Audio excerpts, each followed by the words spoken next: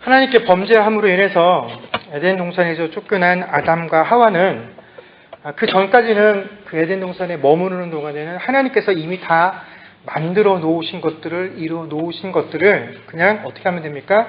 취하여 먹기만 하면, 취하여 가지기만 하는 되는 그런 신세였지만, 그들이 에덴 동산에서 쫓겨난 이후로는 그들에게 필요한 모든 것들을 스스로 땀을 흘려서 노력을 해야지만 얻을 수 있는 그런 신세가 되었습니다. 드라마 같은 데 보면 며칠 전까지 재벌 2세였는데 어느 날 갑자기 부모님이 망하면서 갑자기 그 자녀들도 하루아침에 거지가 되어버리는 그런 상황이 지금 이 아담과 하와가 겪게 된 상황이죠. 그런데 이렇게 자신의 모든 것들을 지금까지와의 삶과는 정다르게 몸을 움직여서 얻어야 되는 그 육체적인 수고뿐만 아니라 그들에게는 비록 하나님께서 자신들이 지은 죄에 대해서 용서를 해 주셨다라는 사실이 있음에도 불구하고 여전히 하나님 앞에서 자기들이 범죄했다라는 그 사실, 그 죄책감마저도 온전하게 떨쳐버릴 수는 없었다라는 것이죠.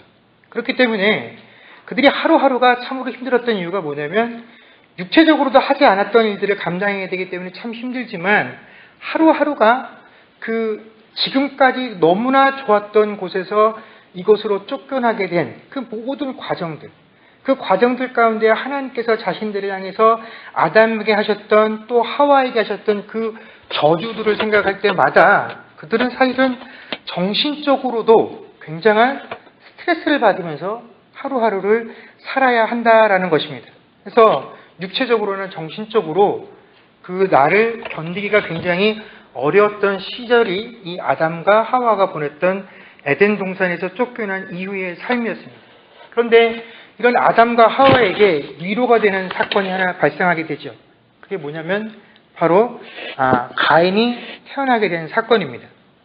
여러분, 일반 가정에서도 결혼을 한 부부에게 첫 번째 아이가 태어나면 그것 자체가 큰 축복이고 기쁨의 선물이 됩니다.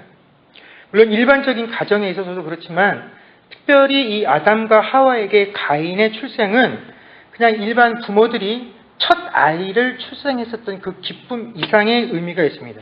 이게 뭐냐면 아담과 하와가 또 사탄이 하나님 뜻에 반하여서 범죄한 이후에 하나님께서는 각자에게 그 행한 것에 합당한 저주들을 선언을 해 주셨습니다.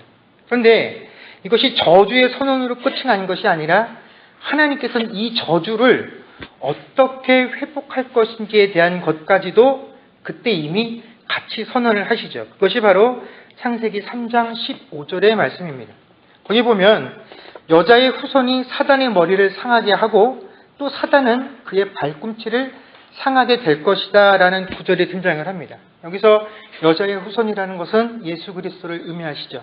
그래서 그 예수 그리스도께서 나중에 이 뱀의 후예를 심판하시게 된다라는 예언이 바로 창세기 3장 15절의 내용입니다. 그래서 신학적으로 이 창세기 3장 15절을 신학자들이 뭐라고 부르냐면 원시복음이다라고 규정을 합니다. 이게 뭐냐면 성경에서 최초로 하나님께서 인류를 어떻게 구원하실지에 대해서 구체적인 계획을 선언하신 것이다라고 해서 이것을 가장 첫 번째 복음, 원시복음이다라고 부르고 있습니다. 그런데 이게 여자의 후손이 나중에 뱀을 상하게 할 것이다라는 이 예언이 나중에 인류를 구원하겠다라는 하나님의 계획, 하나님의 사랑의 증거일 뿐만 아니라 동시에 이 아담과 하와에게 아주 특별한 약속이었다라는 것입니다. 왜 그러냐면 하나님께서 야 아담, 하와 너희가 어떻게 내가 너희에게 이렇게 좋은 것들을 베풀었는데 나를 배신하고 범죄할 수 있느냐. 이제 너희가 에덴 동산에서 쫓겨나는 것으로서 너희와 나의 모든 관계는 끝이야 라고 선언을 하신 것이 아니라 봐라 아담 하와 너희가 비록 범죄했고 너희들의 범죄함이 쉽게 지워지지 않을 큰 죄이지만 그럼에도 불구하고 나는 여전히 너희들에게 기대와 소망을 가지고 있다라는 것입니다. 내가 너희가 범죄해서 너희와 모든 인연을 끊고 새로운 자들을 통해서 너희의 후손을 구원할 계획을 갖는 것이 아니라 나는 여전히 범죄한 너희들의 후손을 통해서 이 일들을 이루어갈 것이다 라는 그 하나님의 놀라운 사랑과 긍휼하심을 보여주는 약속이 바로 이 창세기 3장 15절의 내용이다라는 것이죠. 그렇기 때문에 아담과 하와가 자신들의 육신을 통해서 이 가인을 얻었을 때에는 단순히 새로운 생명을 얻었다라는 기쁨이 아니라 하나님께서 정말로 우리를 잊지 않으셨구나. 하나님께서 지난날 우리에게 주셨던 그 약속이 그 하나님의 신실하심이 실제로 이루어졌구나 하는 그 약속이 이루어진 증거이기 때문에 이 가인의 출생은 아담과 하와에게 아주 큰 기쁨이 되는 증거였다라는 것입니다. 그래서 이런 하나님의 계획하심과 이 가인을 향한 부모들의 기대감이 잘 표현된 것이 뭐냐면 바로 이 가인이라는 이름입니다. 이 가인이라는 이름이 가지고 있는 뜻이 뭐냐면 그 군인들이 쓰는 창이죠. 창이라는 뜻을 가지고 있고 혹은 만드는 자, 창조자라는 뜻을 가진 이름이 바로 이 가인입니다. 결국 이 부모들이 이 아이에게 이름을 붙일 때 이런 의미를 담고 있는 거죠. 내 아이를 통해서 새롭게 하나님께서 우리를 통해서 이루셨던 그 창조의 의미들을 우리 자녀들을 통해서 그것들이 새롭게 만들어지기를 원하는 부모의 마음들이 담긴 이름이 바로 이 가인이었다라는 것입니다. 그리고 그 이후에 아벨이라는 동생을 또 낳게 되죠. 여러분, 제가 가인이라는 인물에 대해서 이렇게 여러분들에게 자세히 말씀을 드리는 이유는 뭐냐면 우리는 어느덧 모르게 우리 마음속에 가인과 아벨이라는 이 두 사람에 대해서 선입견을 가지고 있다라는 것입니다. 이 가인과 아벨은 설교 시간에만 이용되는 소재가 아니라 이 인간들이 활용하는 모든 예술에 아주 자주 등장하는 소재입니다. 문학에, 그림에 등장을 하게 되는데 가인은 뭐를 대표하는 인물이냐면 가해자죠. 살인마를 대표하는 그런 인물로 등장을 하고 아벨은 뭡니까? 피해자. 아무 잘못한 것도 없는데 피해를 입게 되는 사람을 대변하는 인물이 아벨이 되었다라는 것입니다. 그러다 보니까 우리의 마음속에 가인이라는 인물에 대해서 어떤 선입견들을 갖게 되냐면 마치 가인이 태어날 때부터 뭔가 심성이 얼그러진 사람, 태어날 때부터 뭔가 제대로 삐뚤어진 사람이어서 동생을 용납하지 못하는 그런 흉폭한 사람인 것처럼 우리가 생각을 하지만 사실 가인은 그런 인물이 아니라 뭐라고요? 하나님이 너의 여자의 후손을 통해서 내가 인류를 구원하겠다라고 하는 그 계획 속에서 첫 번째로 태어난 아이가 바로 이 가인이라는 것이고 부모에게 아주 큰 기대와 소망을 주었던 존재가 가인이었다라는 사실을 우리가 잊어서는 안 된다라는 것입니다. 우리가 이 사실들을 기억을 하면서 이 가인과 아벨을 살펴보아야 하는데 이 두 아들이 세월이 흘러서 장성해서 각각 자기가 할 일을 정해서 그 일들을 합니다.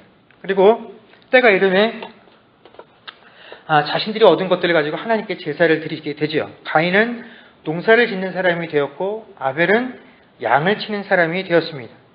그래서 가인은 오늘 본문 말씀 보면 뭐라고 되어 있냐면 땅의 소산 중에 그것으로 하나님께 제사를 드렸고 아벨은 양 치는 자가 되어서 양의 첫 새끼와 그 기름으로 드렸더니라고 되어 있습니다.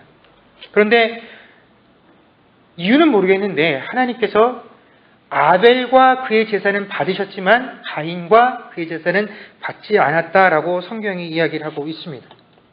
제가 어릴 적에는 이 이유를 이렇게 배웠습니다. 아벨이 먼저 하나님께 제사를 드렸습니다. 진심을 다해서. 그랬더니 멀리서 놀고 있던 가인이 그 광경을 보고 야, 아벨이 하나님께 제사를 드려서 칭찬을 받네?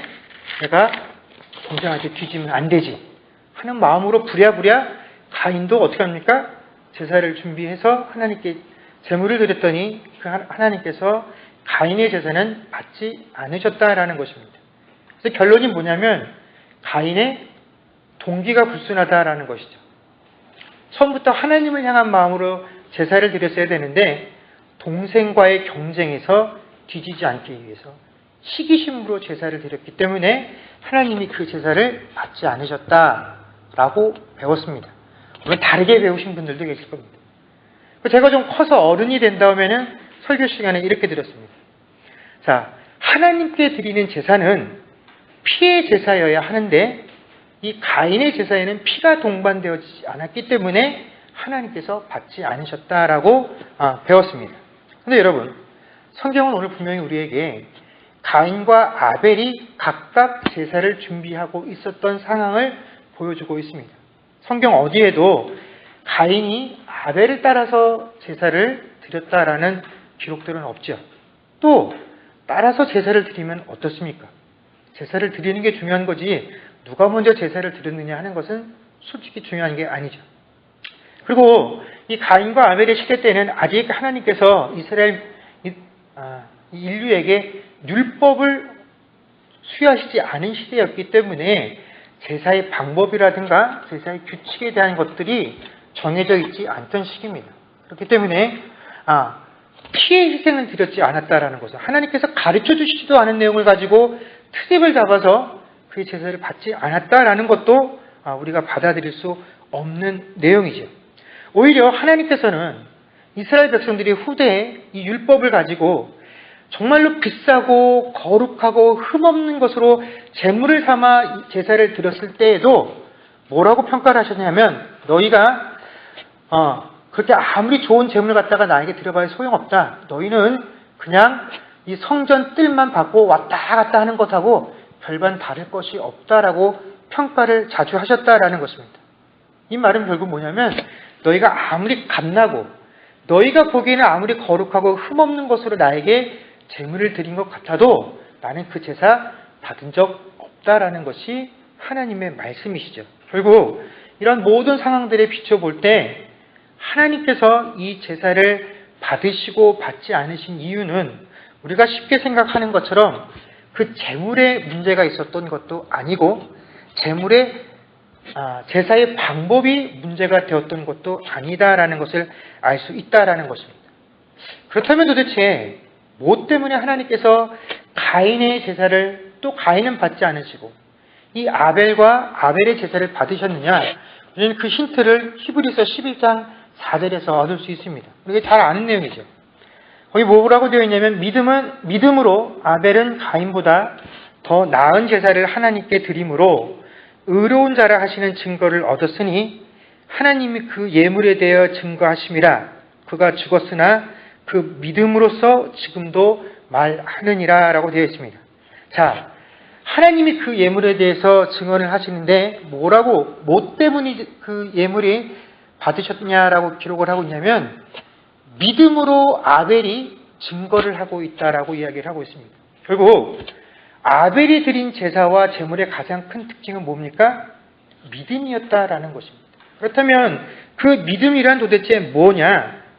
오늘 우리가 이 가인과 아벨이 드린 각각의 제사를 보게 될 때 사람들의 초점은 어디에 되어 있냐면 그들이 바친 제물이 뭐였느냐 하는 그 내용들에 깊은 관심들이 있습니다.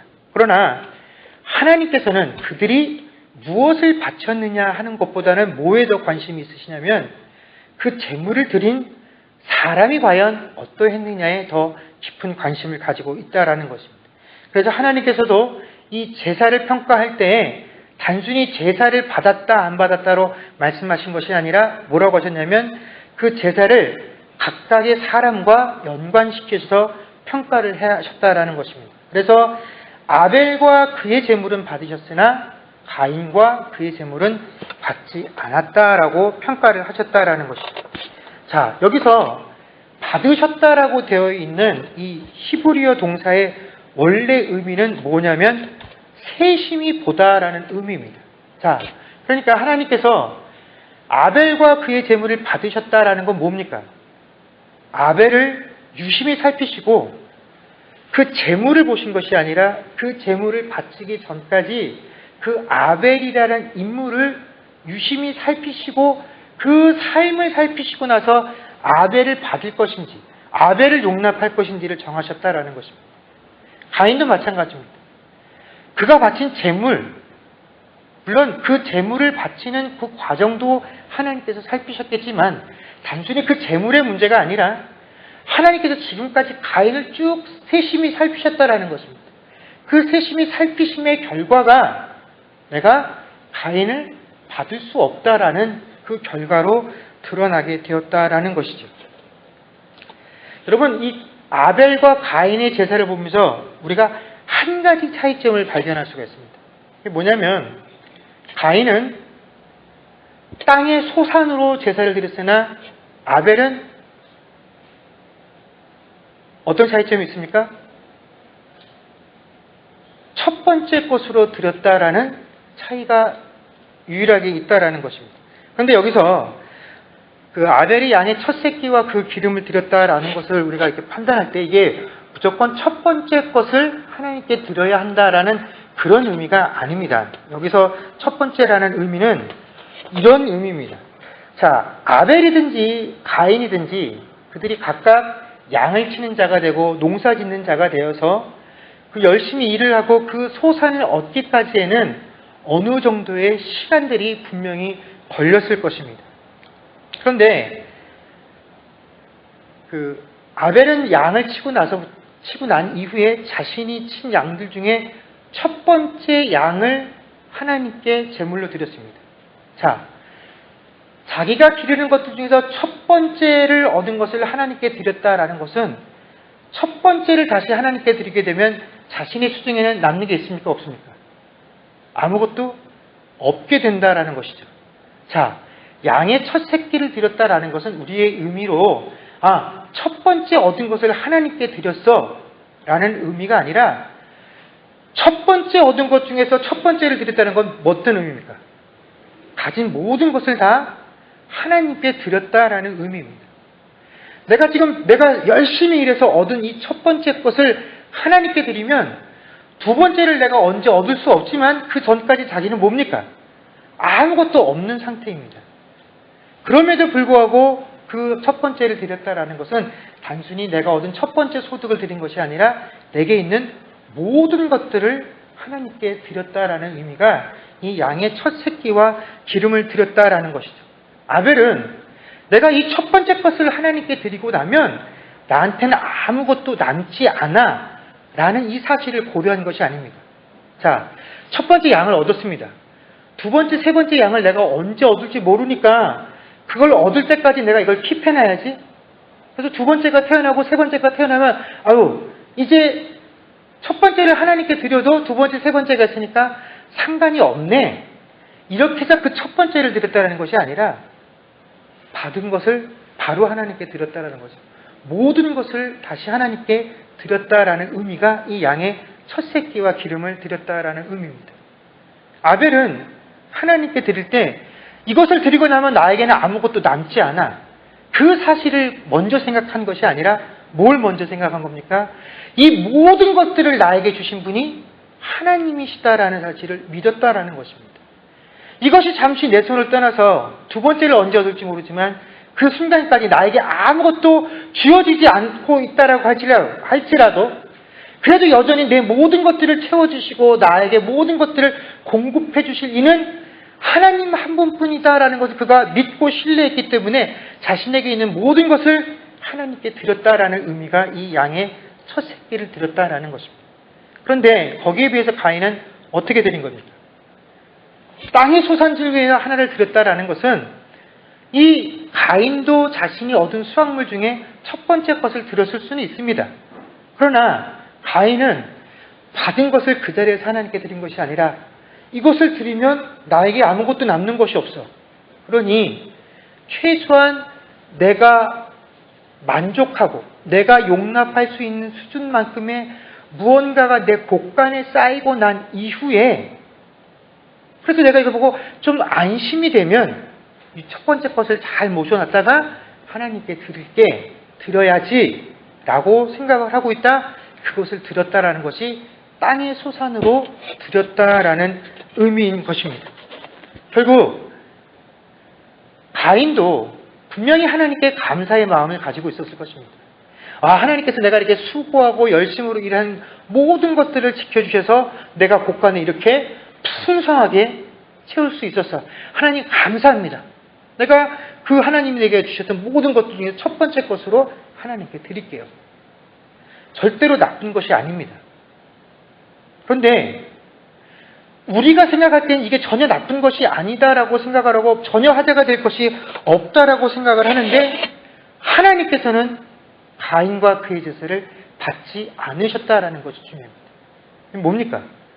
아벨은 이 제물을 드리고 제사를 드리는 행위를 통해서 무엇을 선언했냐면 내게 필요한 모든 것들을 공급하시고 내가 이것을 내게 있는 모든 것을 다 주어도 하나님이 내게 있기 때문에 나는 두려울 것도 무서울 것도 없다라는 것이 아벨의 고백이었지만 가인은 뭡니까?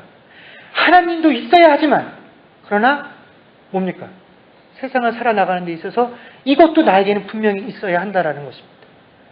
하나님만을 온전히 내 것으로 삼지 못하는 삶, 그 삶, 그리고 그런 삶을 산 자가 하나님께 드리는 제사를 하나님은 어떻게 하시냐면 거절하셨다라는 것입니다. 여러분, 우리가 앞에서 제가 가인이 얼마나 큰 기대와 소망을 받고 이 땅에 태어난 사람이었는지를 설명을 드렸습니다. 우리가 그런 가인이 우리가 생각하는 것 이상으로 큰 기대와 가치를 가지고 이 땅에 태어난 존재라는 사실을 확인을 했습니다. 그러나 그가 아무리 그런 높은 기대와 가치를 가지고 또 계획을 가지고 이 땅에 태어났다라고 할지라도 우리가 또 하나 기억해야 할 사실은 뭐냐면 아담이 범죄한 이후로 이 땅에 육신을 가지고 태어나는 그 어떠한 존재도 다 죄의 본성들을 가지고 태어난다라는 것입니다. 그리고 이 죄의 본성은 뭐냐면 하나님만으로 내 모든 것을 삼는 것을 거절하는 것. 이것이 죄의 본성이다라는 것입니다. 그래서 이것을 우리가 다 가지고 태어난다라는 것입니다. 그래서 우리는 조금만 틈이 있으면 어떻게 하냐면 하나님을 내 모든 것으로 삼는 것을 거절한다라는 것입니다. 틈만 나면 하나님 아닌 다른 것으로 내 삶을 채우려고 한다라는 것이죠. 그런데 하나님께서는 이러한 시도들, 하나님만으로 온전히 내 삶을 채우는 것, 하나님만이 내 삶을 보장하십니다라는 이 고백을 벗어나는 그 모든 것들을 하나님께서는 선하지 않다라고 말씀을 하시고 이런 경우를 죄가 문 앞에 엎드려져서 너를 기다리고 있다라고 표현하신다라는 것입니다. 그래서 그 이후에 뭐라고 말씀하셨냐면 죄를 다스리라라고 가인에게 하나님께서 말씀을 하셨다라는 것입니다. 여러분, 하나님께서는 하나님만을 자신의 전부로 삼지 않는 사람을 거절하십니다. 그런데 우리는 이 하나님만을 나의 모든 것으로, 나의 전부로 삼아야 한다라는 그 사실을 심각하게 받아들이지 못하고 살아갑니다. 이것을 죄라고 잘 느끼지 못하고 살아갑니다. 그래서 이것을 책망하시는 하나님께 오히려 우리는 어떻게 합니까? 화를 낸다라는 것입니다. 오늘 이 가인을 보십시오. 그가 하나님께 제사를 드렸으나 그 제사가 하나님께 받아들이지 못함으로 인해서 얼굴이 변했다라는 것입니다. 근데 이것이 하나님도 아실 수 있을 만큼 겉으로 드러났다라는 것이죠. 여러분, 피조물인 사람이 자신을 창조하신 그 창조주를 상대로 해서 화를 내고 분노한다는 것 자체가 여러분 심각한 죄입니다. 그런데 우리는 심정적으로 우리가 그렇게 할 때 하나님께서 어떠한 심정으로 우리를 바라보실까 하는 그 하나님의 진노하심을 생각하기보다는 가인이 하나님께 분노하는 그 이유에 우리는 더 많이 공감을 한다라는 것입니다. 그리고 실제로 우리도 하나님 앞에 이 가인과 같이 반응할 때가 많이 있다라는 것입니다. 왜냐하면 우리는 다 내가 비록 하나님 앞에서 완전한 존재는 아니라고 할지라도 그래도 나름 나는 하나님께 거절을 당하지는 않을 만큼 최선을 다해서 신앙생활을 하고 있다라고 생각들을 하고 있기 때문에 그렇습니다. 나는 주일 예배에 온전하게 참석을 하고 헌금 생활을 하고 기도하고 성경을 읽고 각종 성경 공부에 빠지지 않고 교회에 필요한 봉사활동들을 하는데 내가 이렇게 열심으로 일하고 있으면 하나님께서 최소한 다른 사람들보다 더 좋은 것으로 내 삶을 채워주시지는 못한다고 할지라도 다른 사람들이 고민하지 않는 그런 문제로 내가 고민하고 근심하고 걱정하는 일은 없도록 해주셔야만 하는데, 내가 그렇게 하나님을 위해서 열심히 신앙생활하는 것에 비하면 나는 늘 제대로 된 보상을 받지 못하고 살고 있다라고 느끼기 때문에 우리는 늘 하나님께 이렇게 화나고 분노하는 마음들을 가지고 신앙생활들을 하게 된다라는 것입니다. 그런데 하나님께서는 당신께 제사 드리는 이 가인을 보면서 가인의 행위를, 제사 드리는 그 행태를 결코 선하지 않다라고 말씀을 하셨습니다. 그래서 그를 거절하셨습니다. 제사라는 제도가 잘못되었기 때문이 아닙니다. 그 제사라는 제도를 쓰고 있는 가인이 잘못되었기 때문에 하나님께서는 가인이 드린 그 제사를 받을 수 없다라고 말씀하신 것입니다. 여러분, 우리가 하나님께 나를 온전히 드릴 때에 비로소 내가 행하는 모든 예배 행위들이 하나님께서 받으실 수 있는 것들이 되어지는 것입니다. 내가 아무리 기도를 열심히 했느냐, 내가 아무리 경건한 모습으로 예배를 드렸느냐, 내가 어떠한 것으로 세상 사람들이 부러워할 만한 그 종교적인 열심을 쌓았다라고 할지라도 내가 하나님 앞에서 용납되어질 수 없으면 그것들은 아무런 의미가 없는 것들입니다.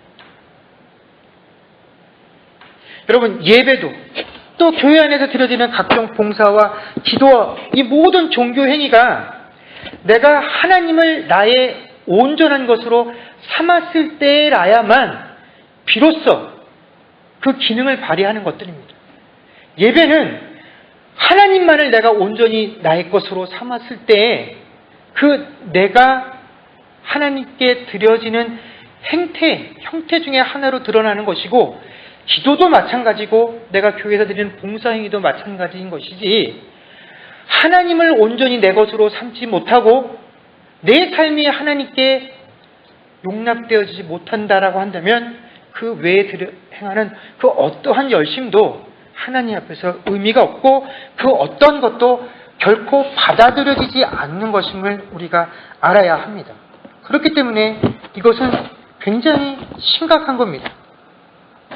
여러분, 우리는 하나님께 혼이 났을 때, 또 하나님께 실망했을 때, 내가 하나님으로 인해서 낙심했을 때 그 하나님께서 나를 찾아오셔서 내 어깨를 토닥토닥 두드려 주시면서 괜찮아, 힘내, 뭐 그럴 수 있지, 난 다 잊었어, 이렇게 나를 격려해 주시기를 원합니다. 왜냐하면 우리는 그것을 위로라고 생각하기 때문에 그렇죠. 우리는 하나님께서 우리를 향해서 조금만 엄한 목소리로 말씀하시고, 하나님께서 우리에게 해주시는 그 말씀 중에 조금만 너희는 이렇게 해야 한다라는 그 당위성을 포함해서 말씀하시면 그것을 결코 위로라고 받아들여지지 못합니다. 늘 우리는 하나님께 책망받고 있다라고 느끼게 되죠. 그러나 결코 그런 것이 아닙니다.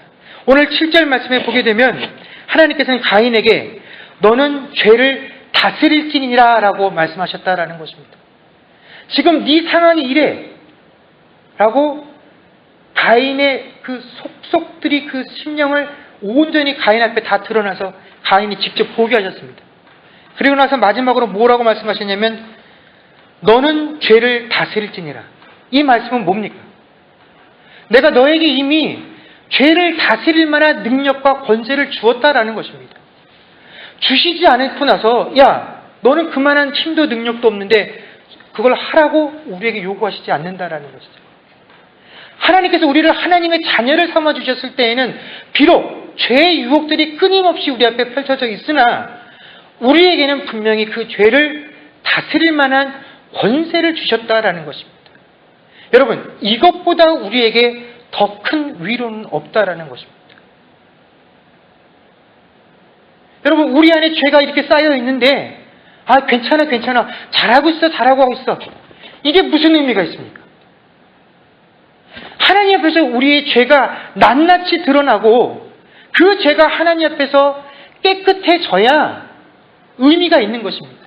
그런데 하나님께서는 우리의 죄를 낱낱이 드러나게 하시고 우리로 하여금 그러나 너희는 죄를 다스릴 권세가 있다라고 말씀하시고 그 죄를 다스리라라고 우리에게 말씀하고 계신다라는 것입니다.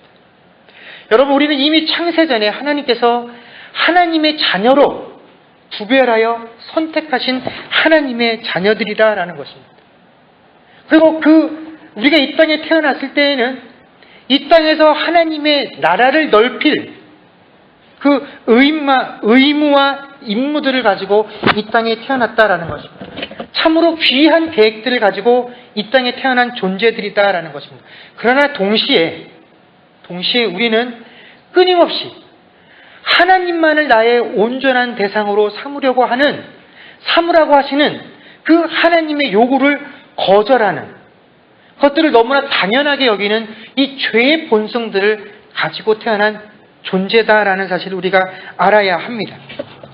그러나 하나님께서는 우리에게 그 죄의 본성들만을 가지고 태어난 채로 우리 보고 죄를 이기라고 말씀하신 것이 아니라 하나님의 자녀를 삼으셨을 때 우리에게 그 죄를 이길 권세를 허락하시고 그 권세로 너희가 죄를 다스리라라고 말씀하신다라는 것입니다.